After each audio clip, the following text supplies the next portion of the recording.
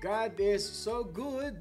Yes, all the time and all the time, God is good. Ako, may bumabati na kaagad sa atin from Rome. Good morning, church, from Rome. Si Sister Shirley Nomorosa. Ingat-ingat ka dyan, kapatid. Ayan, galing sa, nakaraan na, Jordan, Egypt. Ngayon, Rome naman, no? Paikot-ikot tong kapatid natin na ito eh. Ayan. Bago ang lahat, nais ko yung imbitahan. I am inviting you personally mga kapatid sa 3rd year anniversary ng ating church sa Carson. At the same time, ito po ay victory celebration ng ating West Covina Church. Magkita-kita po tayo sa October 29, 2023, 10:30 a.m. po, 25725 Blunt Place, Lumita, California, 90717.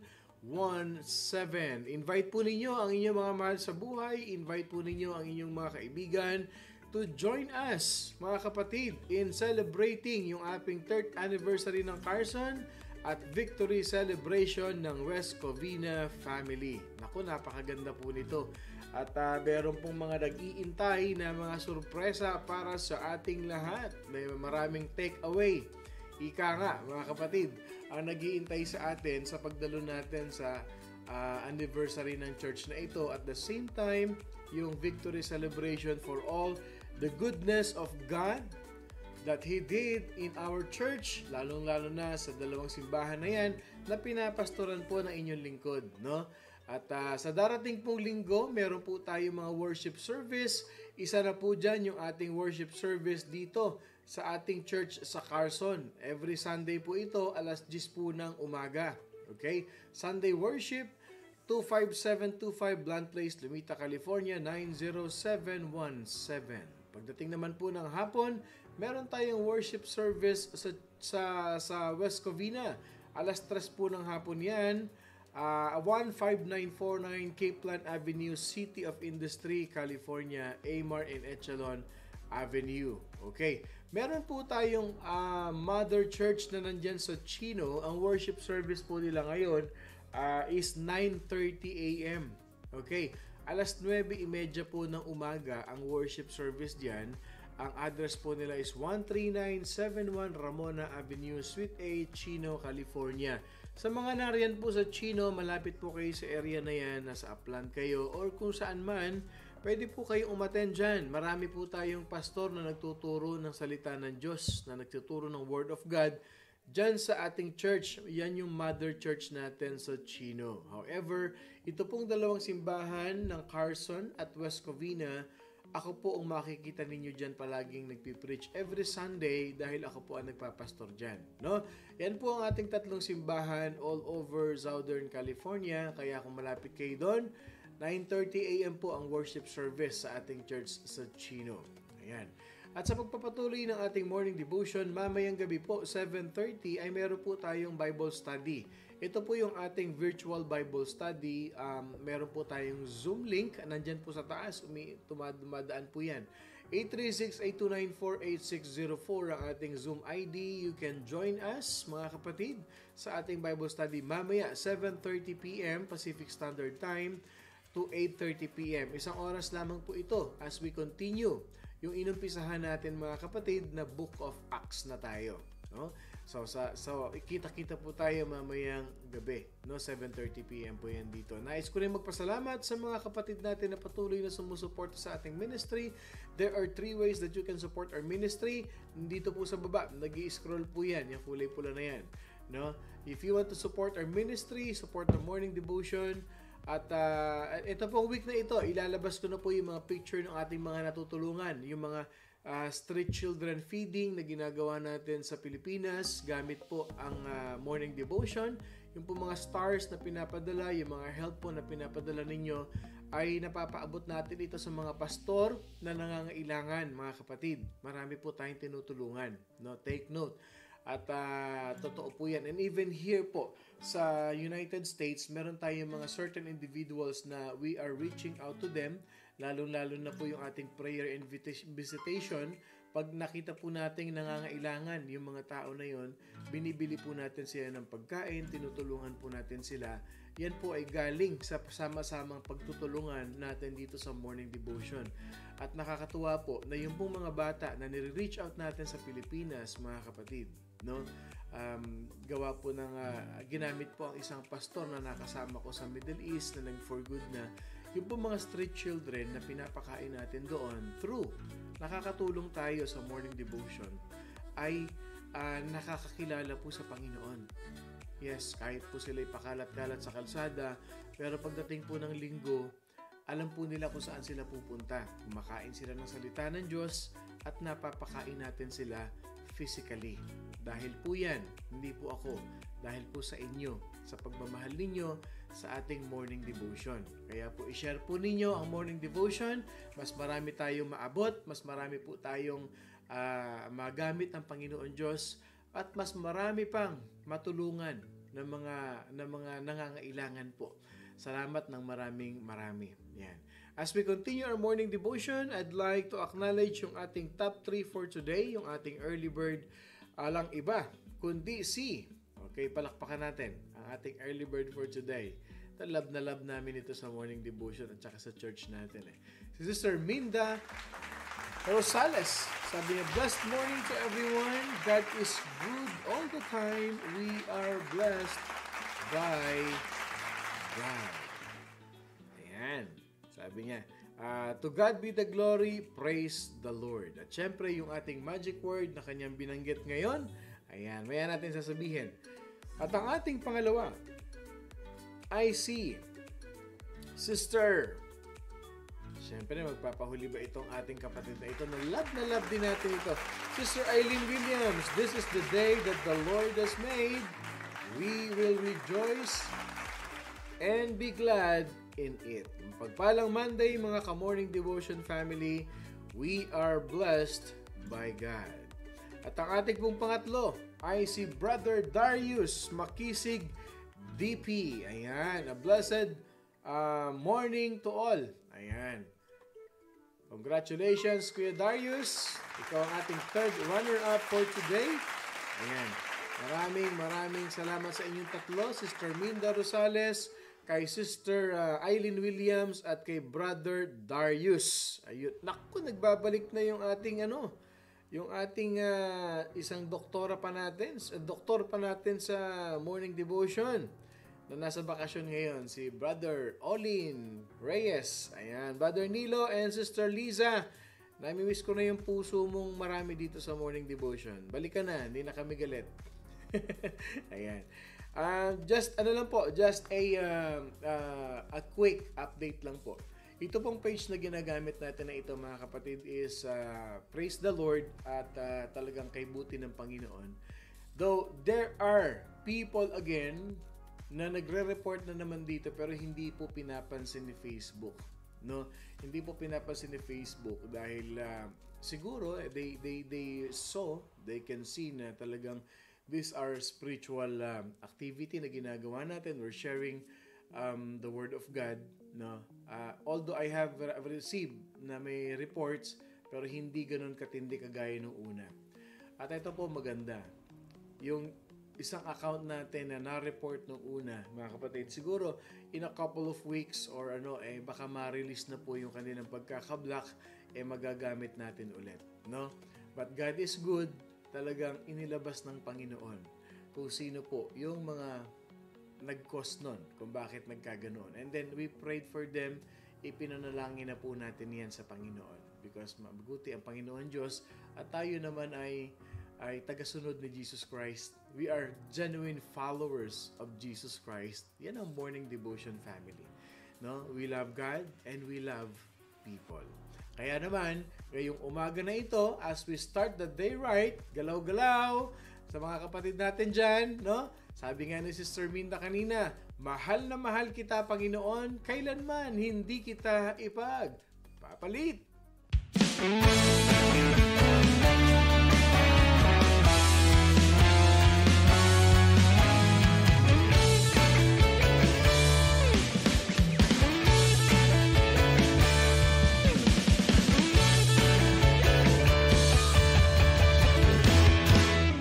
Mahal na mahal kita, Panginoon. Mahal na mahal kita, Panginoon.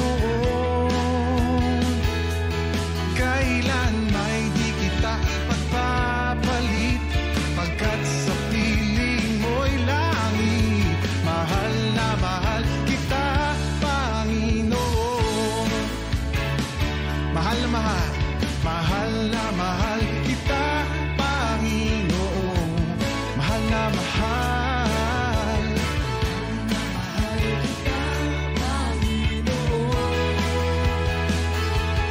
Kailan may di kita ipagpapalit, pagkat sa piling mo'y langit. Mahal na mahal kita, Panginoon. Habang buhay, pupurihan ka.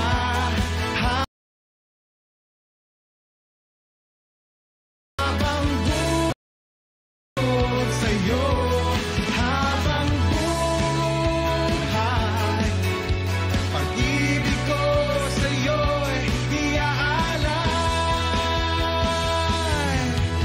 Mahal na mahal kita, Panginoon. Mahal na mahal, mahal na mahal kita, Panginoon. Kailan may di kita ipagpapalit, pagkat sa piling mo'y langit. Mahal na mahal kita, Panginoon. Habang buhay,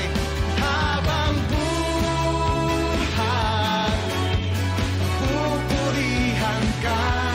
Habang buhay, maglilingkod sa'yo. Habang buhay, pag-ibig ko sa'yo'y iaalay. Habang buhay, pupurihan ka. Habang buhay, pag-ibig ko sa'yo. Habang buhay, pag-ibig ko sa'yo'y iaalay. Mahal na mahal, mahal na mahal kita, Panginoon. Mahal na mahal, mahal na mahal kita, Panginoon. Kailan may di kita ipagpapalit, pagkat sa piling mo'y langit. Mahal na mahal kita, mahal na mahal kita, mahal na mahal kita, Panginoon.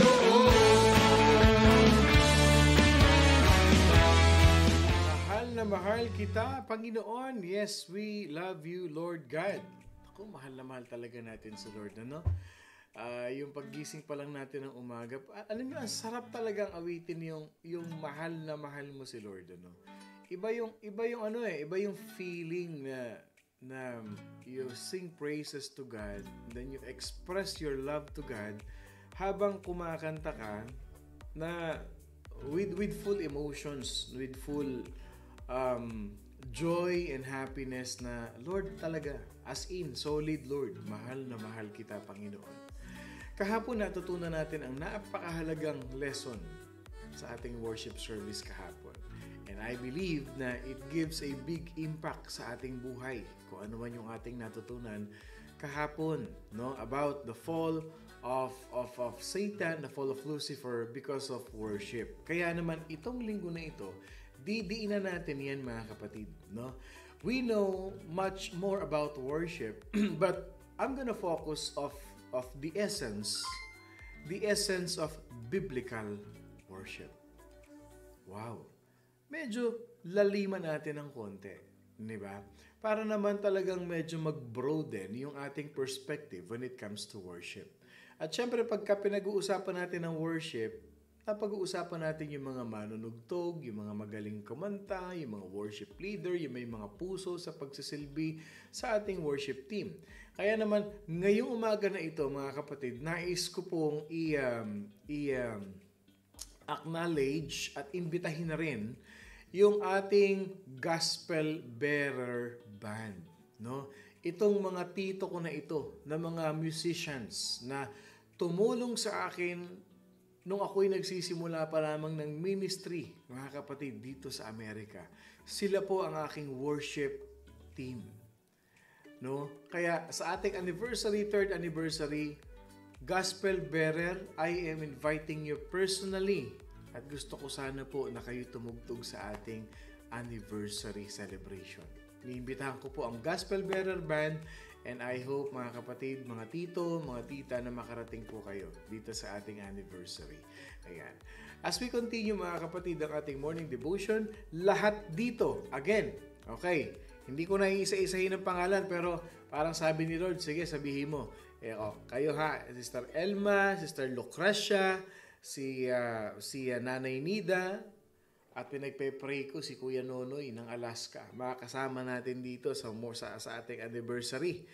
No? Si Tita Thelma, makasama natin dito. Sister Edith Steele, ayan. Diane Esteban, iniimbitahan kita. Sister Nilda Short, lahat. Lily Rosario, Ginny Richards, sino pa? Sino yung malalayo dito? Okay.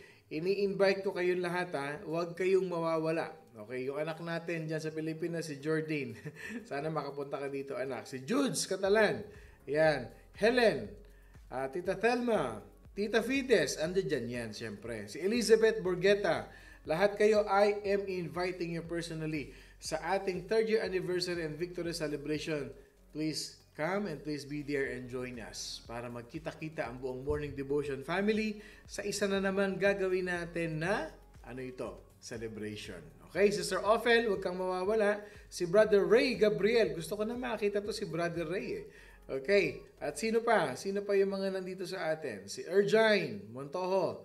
Ayan, sana makarating kayong lahat dito sa ating devotion, ha? Tita Mirna, sa ating anniversary. Huwag niyong kakalimutan. As we continue, mga kapatid, si Sister Lucrecia Thompson nga pala.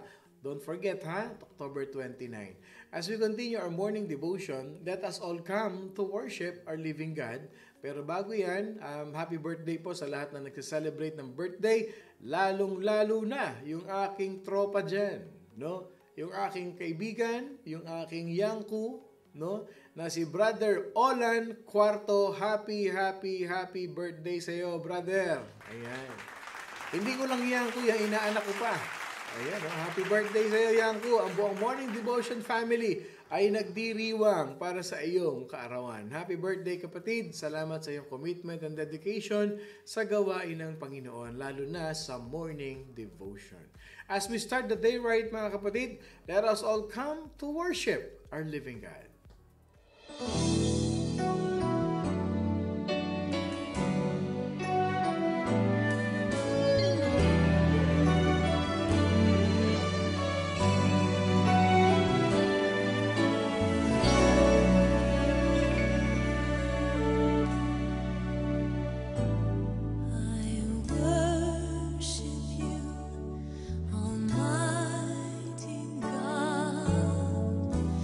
There is none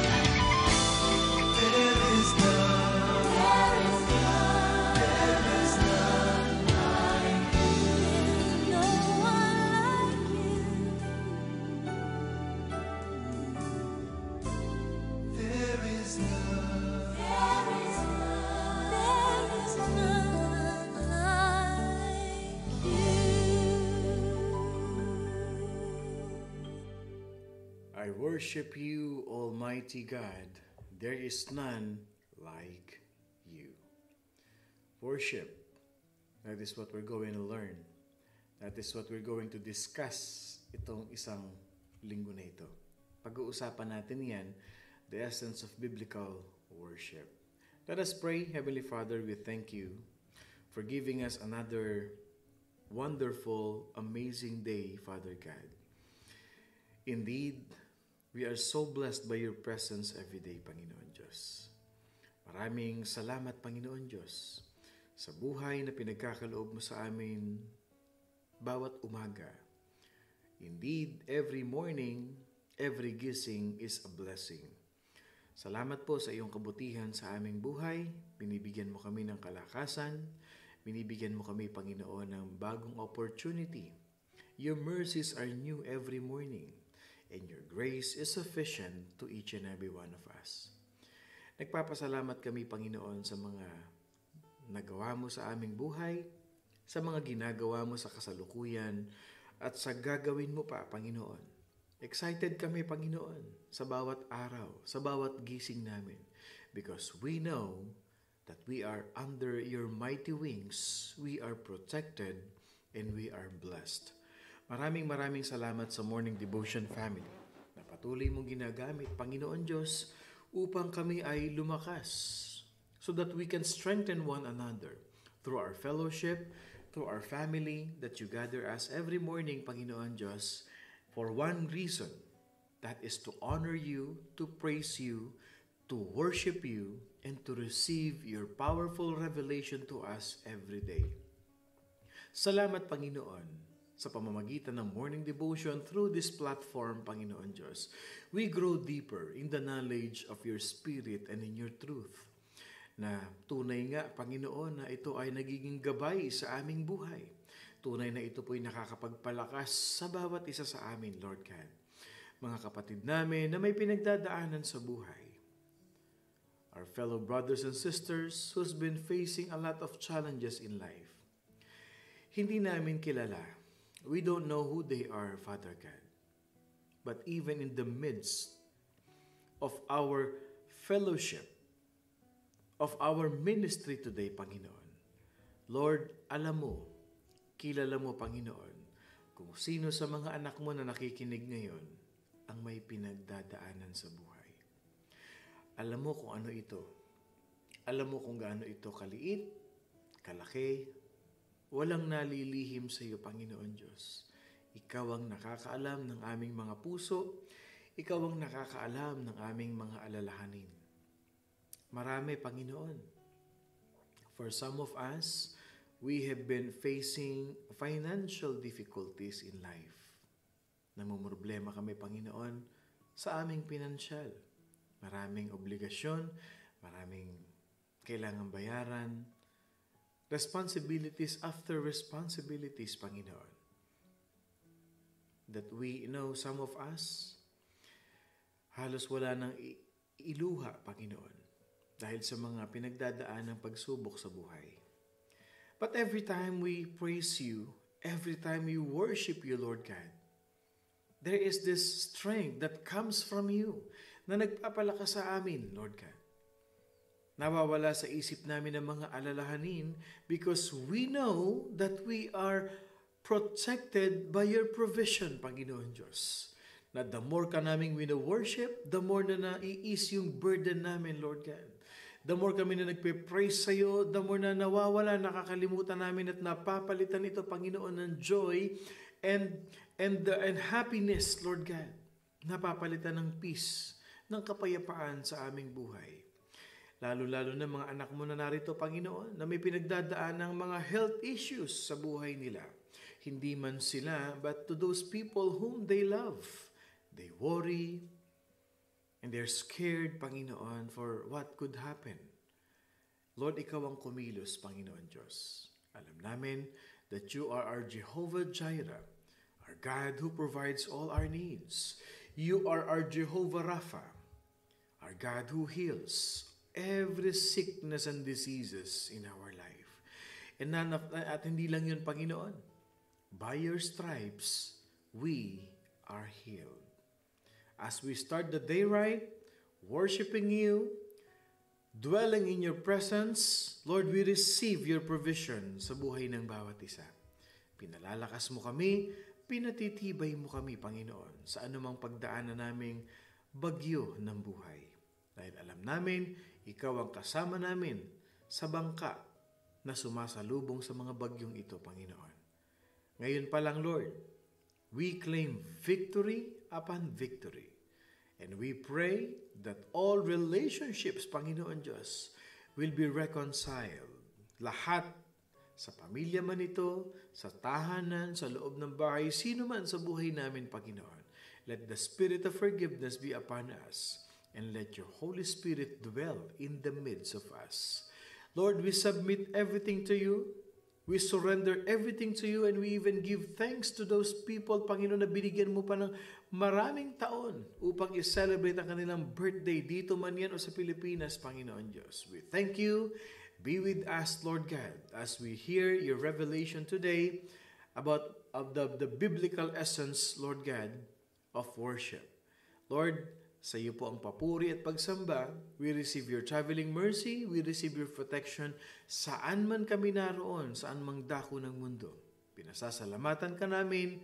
And again, Panginoon, we love you so much. We pray all of this in the name of the Father, the Son, and of the Holy Spirit. Victory, in Jesus' name we pray. Amen and amen and amen. Magandang umaga po sa inyong lahat. Ako po si Pastor Bong, bumabati ng isang mapagpalang Monday morning sa ating lahat. Today is day 65 na po ng ating morning devotion, Season 2, October 16, 2023. Our verse for today, mga kapatid, which we're gonna learn for the whole week, okay? I want you to have the advanced study, okay?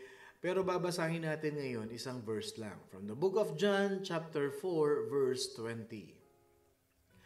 Our fathers worshipped on this mountain, and you, Jews, say that in Jerusalem is the place where one ought to worship. Again, John chapter 4, verse 20. Our fathers worship on this mountain, and you, Jews, say that in Jerusalem is the place where one ought to worship. You can have the advanced reading, kasi babasahin po natin to for 5 days. Kung naka-open yung Bible ninyo, I want you to open your Bible and read John chapter 4, verse 20 to 24. Gusto ko pong basahin nyo yan. 20 to 24. Mag-advance reading na kayo kasi yan ang pag-uusapan natin the whole week. It talks about worship. It talks about the essence of biblical worship. Okay. Marami tayong pinag-uusapan. We talk about worship in our churches. We do worship in our churches. We encourage worship in our churches. No? Pagdating sa bagay na worship, marami ito eh. It is so broad. Napakalawak ng coverage nito. Our life, our finances, our being a good steward in the Lord, yung ating yung puso natin, yung isip natin, it covers the whole thing. Tama po 'yan, no?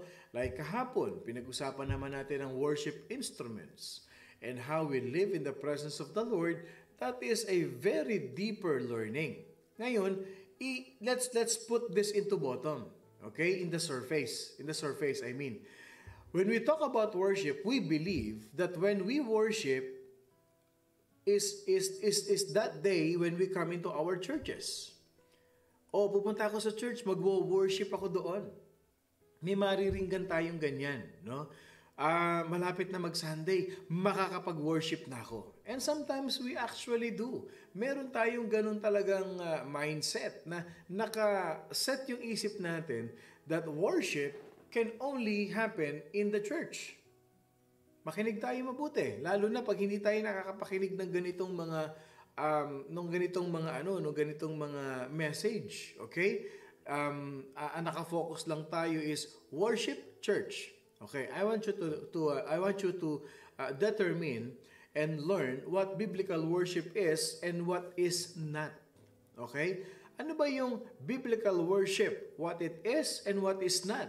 Okay. Yung mga bagay na singing, things like singing, preaching, going to church, and praying are not by themselves worship.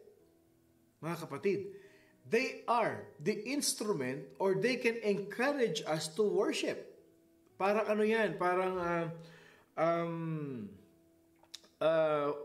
yung factor na yun, ito yung magdadrive sa atin, magdadala sa atin. Okay? Compelling reason. Yun yung ibig sabihin. Those are compelling reason for us to worship the Lord. Yung pagkanta, ginagamit natin ang pagkanta to worship. Ginagamit natin ang Word of God or preaching or teaching to worship God.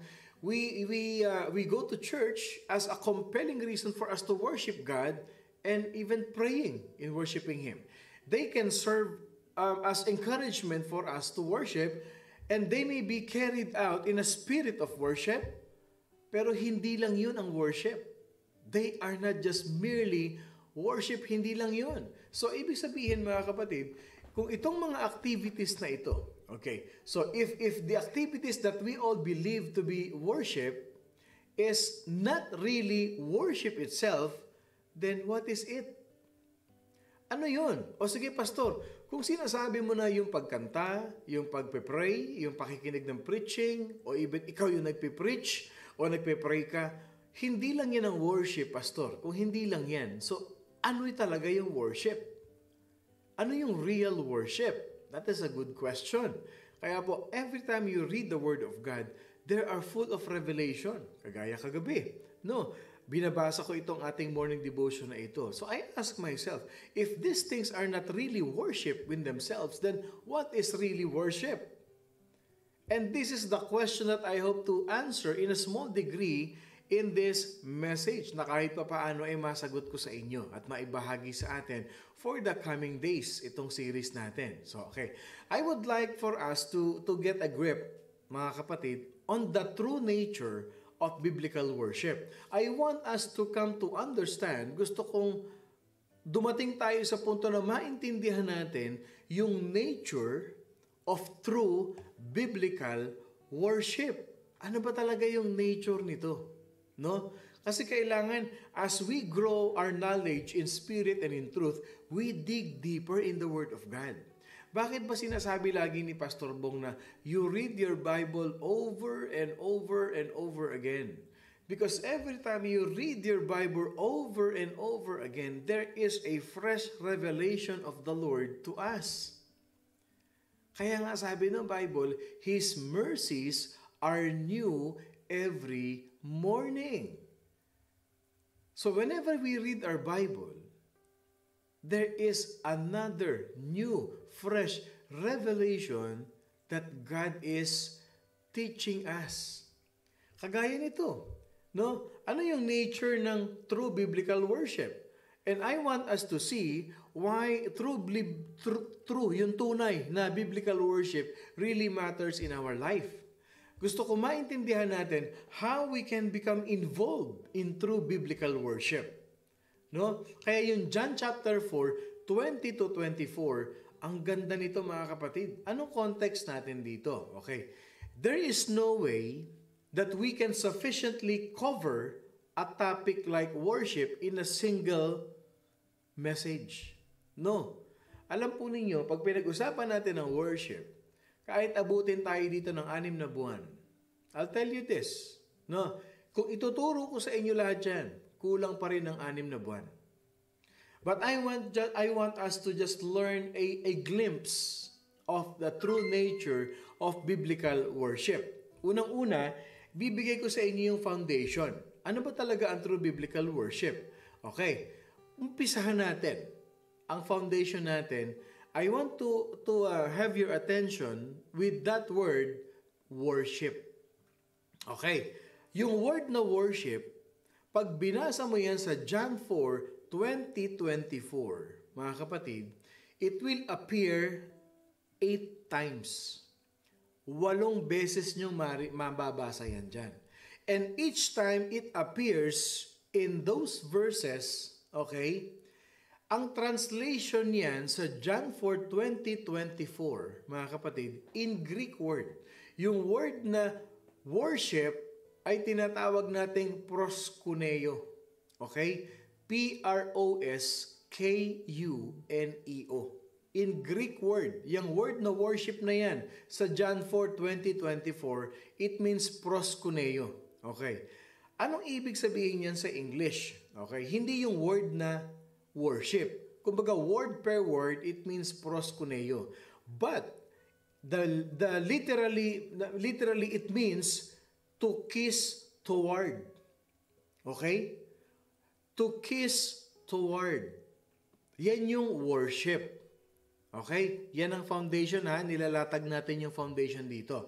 Okay. Itong word na ito na proskuneo is used of the ancient tradition. Okay? Sinaunang kultura ito. Sinaunang tradisyon. Let's say, sabihin natin mga 500 BC pa ito. Matagal na.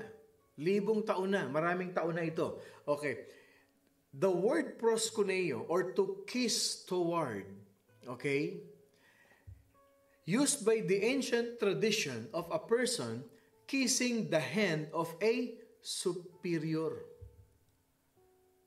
To kiss toward the hand of a superior. Parang proskuneo.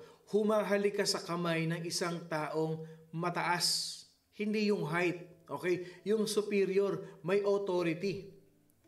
What else? A proskuneo, a kiss toward, mga kapatid, to kiss toward a person to the extent of expressing his proskuneo, anong gagawin nila? They would bow down to the ground. Kahapon, pinag-aralan natin yung salita na yan sa Matthew 4, di ba? Nung gusto ng kaaway na si Jesus Christ ay i-worship siya. And Satan wants Jesus to fall down. Gusto niya, dumapa pa si Jesus Christ, lumuhod sa kanya. In Tagalog translation, magpatira pa. Yung nakaluhod na nakadipa ang kamay. Tignan ninyo ha, worship or proskuneo, to kiss toward, to up to the extent of a person would bow down to the ground, he will bow his head and kiss the hand of the one who was superior to him. Ganon pala yung worship. Sinasamba mo siya. Lumuluhod ka sa kanya. Yumuyuko ka sa kanya. Hinahalikan mo yung kanyang kamay. So, ibig sabihin, this word was also used in the sense of what? Bowing down. Yumuyuko ka. Or yung tinatawag na prostrating oneself. Talagang sinasabit mo yung buong pagkatao mo sa kanya. A person would bow before a superior with a sense of what? A sense of honor, a sense of respect, a sense of reverence. Yan yun eh. Yung talagang high respect sa isang tao. Ginagawa ba natin yan? Of course. Ginagawa natin yan. Hindi ba't pag uuwi tayo ng bahay, kinukuha natin yung kamay ng ating magulang, nagmamano tayo, yumuyuko tayo. Kasi it shows respect. It is a gesture of honoring a person.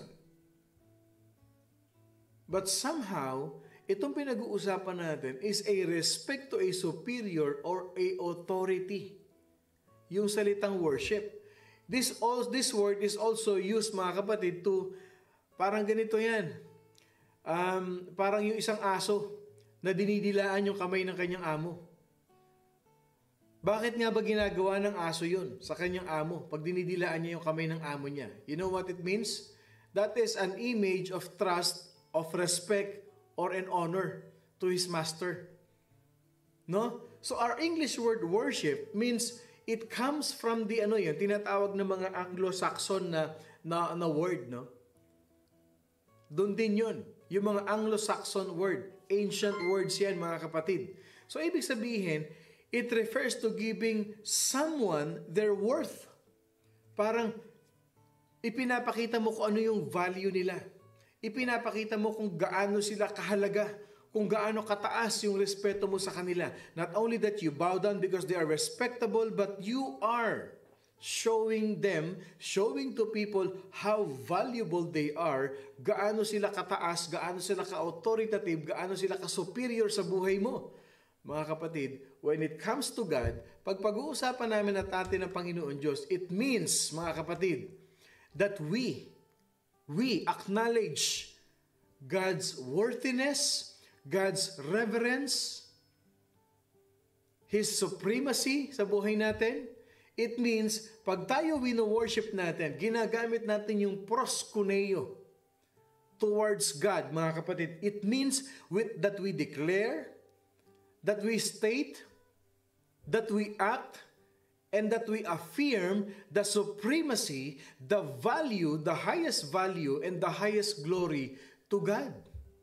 So when we apply these images to our relationship with God, pag in-apply natin itong gesture na ito, pag in-apply natin itong mga actions na ito, yung worship na yan, mga kapatid. So it only means one thing. Okay? Kaya sabi ko sa inyo kanina, hindi lang praying, hindi lang singing, hindi lang preaching, but it involves our whole being. Yung talagang total submission at siya ang tinataas mo, that is worship. Kasi pwede ka naman kumanta sa church na ang puso mo divided eh. Pwede kang kumakanta ka sa simbahan pero ang puso mo, marami kang tinatago, marami kang ginagawa na hindi maganda sa Panginoon.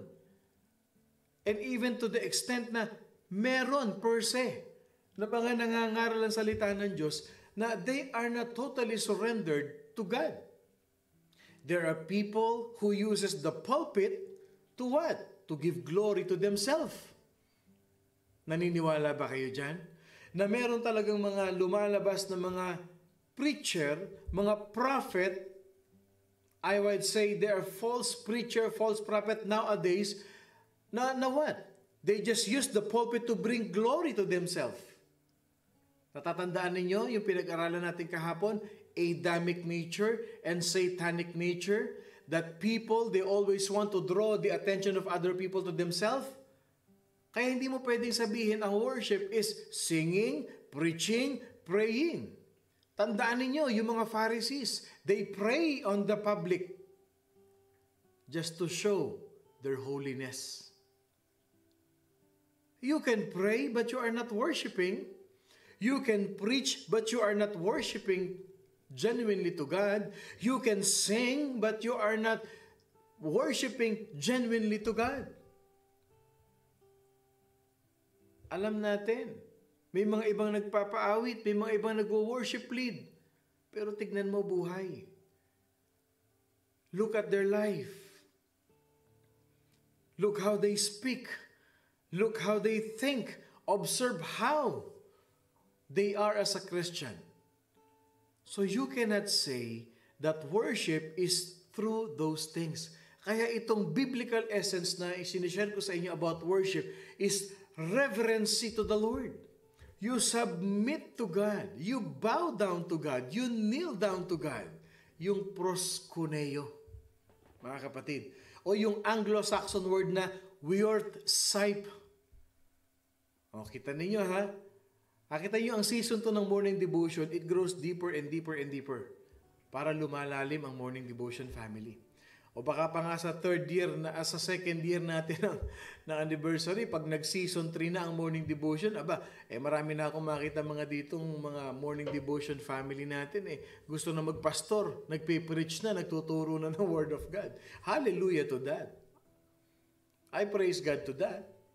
Ibig sabihin, worship is giving someone worth, mga kapatid, or reverency. Total submission, surrender, honoring the King of Kings and the Lord of Lords. Pag in-apply natin yung tunay na worship sa buhay natin, mga kapatid, it means we recognize the existence, the extreme superior stand of, and we humble ourselves before God, so we give Him glory and honor for His presence in our life.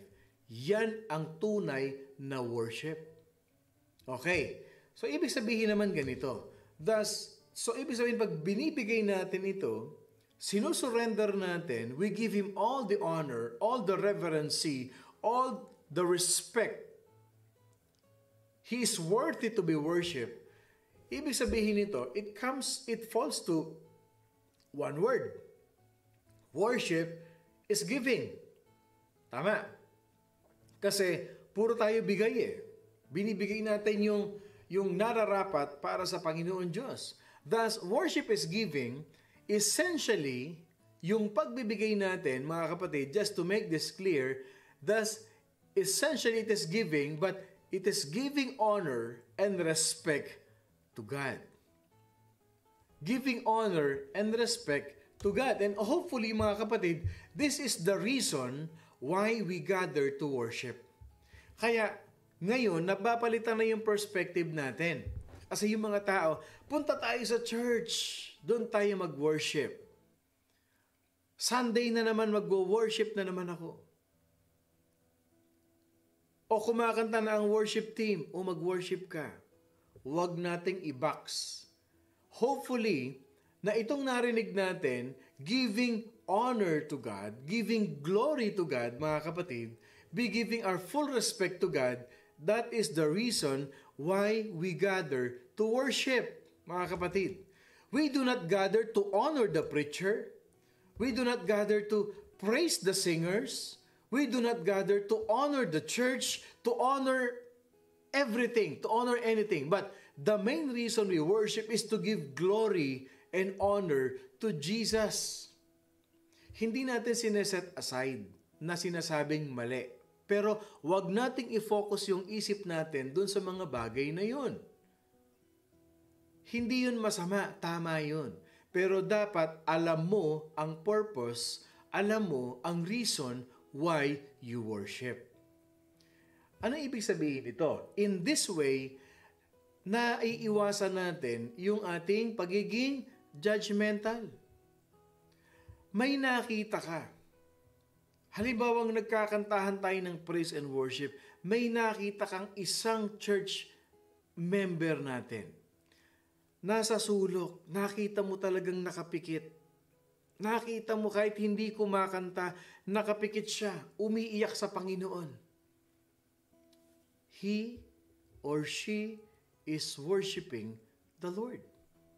Malay mo, nakikipag-usap siya kay Lord. At yung honor, yung glory, talagang ibinubuhos niya kay Lord. At kung ikaw naman, nakikita mo yon, ibig sabihin, hindi ka nagwo-worship. Nanonood ka sa mga tao. Truly worshiping God is focusing on Jesus alone. Kahit pa sabihin mong sintonado yung kumakanta na yan, kahit pa sabihin mong namamali ang chords, ang key ng musician, you don't bother. You don't be burdened because you are focusing on worshiping, giving honor, giving glory to God. Yun. May mga kapatid, pagtapos sa simbahan, ganda sana ng worship. Kaya lang yung singer pumiyok. Kaya lang yung musician, mali-mali ang tinutugtog. You did not worship God. You just listened to the song. Ilan sa atin dito nakaka-relate? Ilan sa atin dito, may kilala ba kayong ganyan? No? Pag nag-worship ka kay Lord, focus on the Lord. Why? Because genuine worship is giving your reverence, giving the full honor, giving all the glory to the Lord, mga kapatid. Ang nangyayari kasi, nagiging tradisyon na minana natin sa ating lumang relihiyon. That is the essence of biblical worship. When we gather, we humble ourselves before our amazing Lord and we give Him the glory that He deserves. Mga kapatid, so ano ibig sabihin nito? So, if we come to church, we should not come to church. Tandaan niyo ito ha, makinig kayong mabuti. You and I, whenever we go to church, may nagsabi pa nga, ayaw ko dyan, hindi kompleto mga instrument nila. Ay, choosy. Nakita, no? Nagigitara lang at saka kumakanta. Ay, gusto ko doon sa kabila, full band. Gusto ko doon sa kabila talagang lively, boring ang worship team. O, kita ninyo? Sino dito yung mga nakakarinig ng ganyang comment from many Christians? And I'm sure sa morning devotion, walang ganyan. Amen. Sa morning devotion, ito ang genuine worshiper. Ang morning devotion family, mga tunay na worshiper ito, na kahit pa sabihin mong tamborin na lang yan, kumakanta na yan, but if you focus on praising the Lord, maganda sa pandinig. Walang boring. Wala. Kasi tinitingnan ni Lord yung puso nung kumakanta, hindi yung galing niya. Tandaan nyo yan, mga kapatid. Every time you worship God, God will never look or will never hear from your talent. No. God will always look into your heart. Kaya kung ikaw nag-worship ka rin, tinataas mo yung kamay mo at tinitignan din ng Lord sa iyo yung puso mo kung genuine ba na wino-worship mo siya. Kung totoo ba na binibigyan mo siya ng glory, binibigyan mo siya ng honor, binibigyan mo siya ng reverence, mga kapatid. So when we go to church, alisin niyo sa isip niyo yan. No? We should not come to church to get the blessing. Kasi yung blessing sa buhay natin, ibinigay na ni Lord. Nung binigay niya yung salvation mo, that is the greatest blessing that you ever receive. Yung mga blessing na natatanggap mo financially, yung natatanggap mo sa Panginoon at bagong trabaho, laki ng sweldo, bonus yan. Hindi ka pumupunta sa church, "Oh Lord ha, nag-worship ako sa iyo. Lord, tinaas ko yung kamay ko. Lord, ang lakas ng boses ko kanina. Siguro naman, Panginoon, bargaining chips ko na yan ha. Paglabas ko, punuin mo bulsa ko. Paglabas ko, yung pinag-pray ko sa iyo, bigay mo sa akin." No! You go to church, you worship the Lord not to get the blessing, but to honor and give glory to God. And when God pleased, pag napi-please natin si Lord, matik na yan. Kaya nga intindihin mo yung puso mo. Huwag mong intindihin yung hinihingi mo.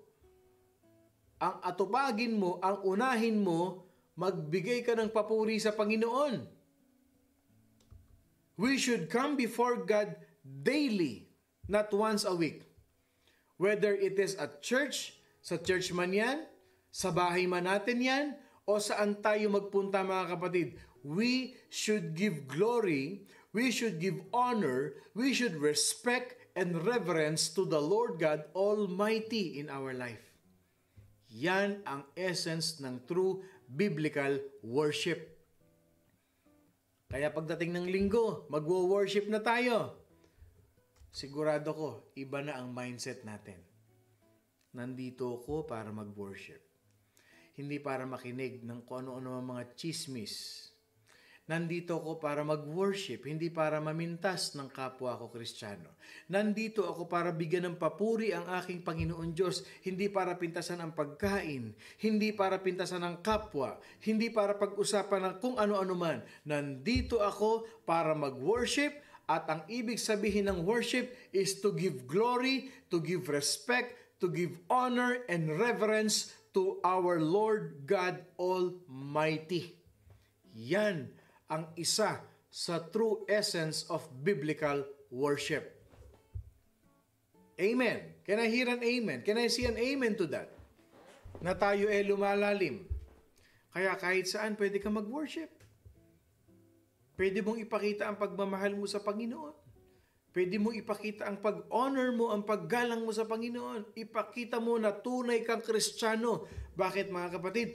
Ang tunay na Kristiyano, kahit sabihin natin, Christian ako for many years, ang tunay na Kristiyano, alam ang kahulugan ng tunay na worship. Ang tunay na Kristiyano, nagwo-worship ng totoo. Ang tunay na Kristiyano, ang totoong Kristiyano, pagtungtong sa loob ng simbahan, ang isip, ang puso, naka-align sa Panginoon. Kaya pag tunay kang Kristiyano, ang lumalabas sa bibig mo, kapurihan, pagmamahal, honor, respect to our Master, to our Lord, who is King of Kings, Lord of Lords. Yan ang tunay na Kristiyano. Pag hindi mo pa alam ang tunay na worship, ibig sabihin yan, mahal ka ni Lord. His grace is sufficient. Now is the time for you to really worship the Lord. Palalalimin pa natin yan sa mga darating na mga araw. Bukas, pag-aaralan natin, I will tell you mga kapatid, there are over 87 Hebrew and Greek words which are used to describe the concept of praise and worship.